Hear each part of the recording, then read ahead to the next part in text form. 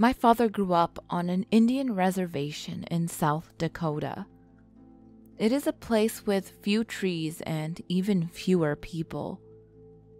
And there has been little development since the place was settled many, many years ago. The people live in clusters of nearly uniform houses that were built by the government, and the only place to go shopping or see a movie is nearly 2 hours away. It's hot in the summer, cold in the winter, and sometimes the wind blows for days without letting up. Even now, the people there have to be tough to survive.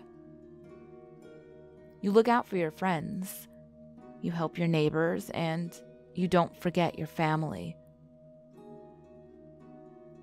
His grandmother died when he was very young, but he's told me that he retains one particularly vivid memory of her. It was the winter, and they were at the house together in the early evening. She was cooking in the kitchen while he played with a deck of cards in the front room. He can't quite recall what she looked like, but he can still remember the smell of the food that she was making that night.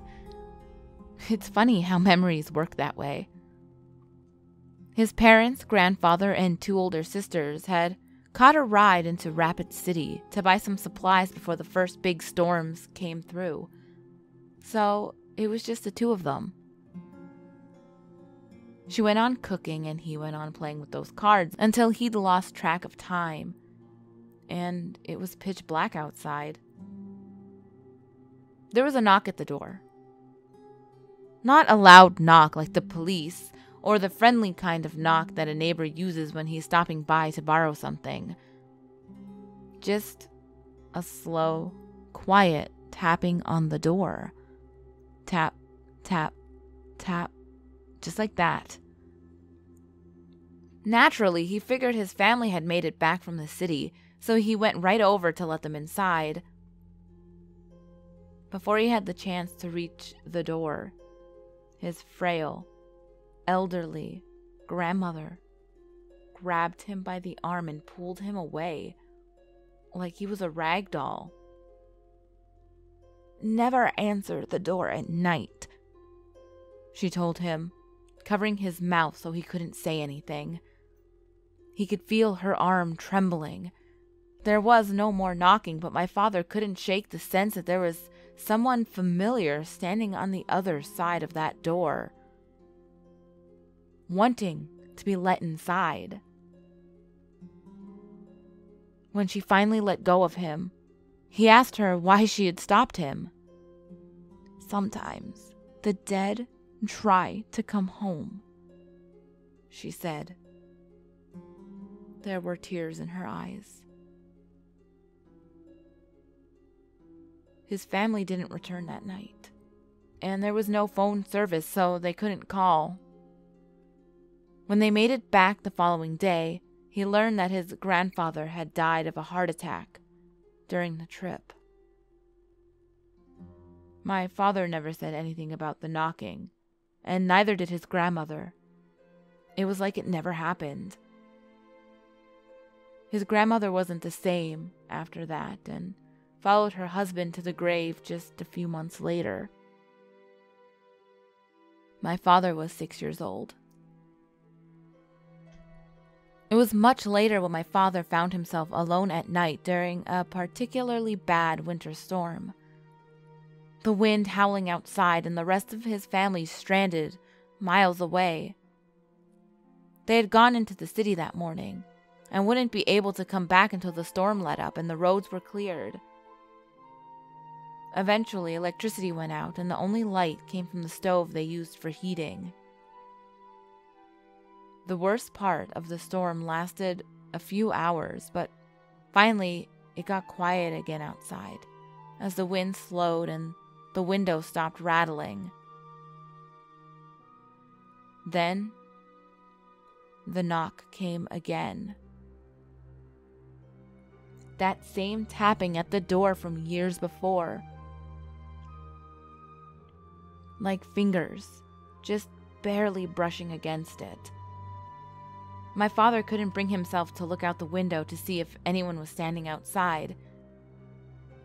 But for some reason, he found himself drawn to the door. Like he had to open it. It was only when he felt the cold from beneath the door on his bare feet that he stopped. He called outside, asking who was there. "It's me," came the voice from the other side of the door. "Let me inside. It's cold." He recognized that voice. It belonged to his eldest sister. He had had his hand on the doorknob when his grandmother's words came back to him, and the feel of her hand grasping his arm. Never open the door at night. There were many things he could have asked his sister at that moment. He could have asked her where his parents were, or why he hadn't heard the car pull up when they were dropping off. He could have even asked why she needed to knock at all. They didn't lock their doors on the reservation. He didn't ask her any of those. Instead, he told her to go around the back and he would let her inside. Before he can say anything else, or even think of anything else, he heard knocking start at the back door. Like she had been there the entire time. Tap, tap, tap. He didn't open the door and spent the rest of the night curled up on the floor. His family had tried to return home earlier that evening and got into a car accident in the snow. His father had broken his leg in 2 places.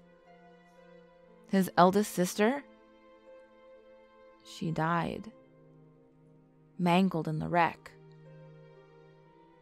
He didn't tell anyone what had happened, but he knew in his heart that sometimes the dead do try to come home. My father was not afraid of what might have happened that night. When he told me the story, he was sorrowful. He always regretted that he lost his opportunity to see his sister one last time. I know that's why he went home by himself and waited when my mother died. You don't forget your family. I know he heard that knocking on the door. Tap, tap, tap. Like he remembered from his youth. I also know that he forgot something very, very important. The fear in his grandmother's voice on that cold winter night, and the way she held him with all her strength. Never answer the door at night. We found him the next day. The front door was wide open, and he had been torn limb from limb. There were no footprints in the snow.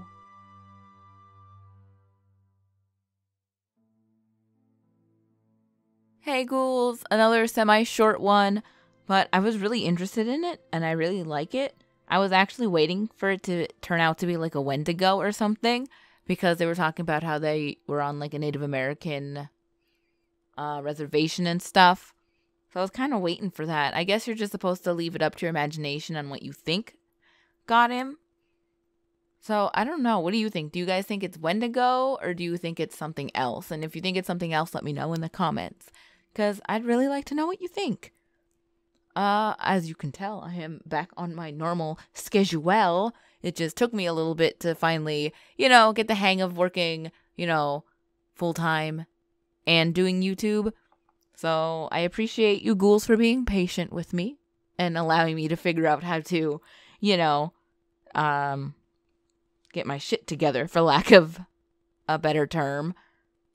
But as always, ghouls, the last video will be on the top left. The next video will be on the bottom left. All my social medias are on the screen as well as in the description box below. And remember, there's always someone or something watching you.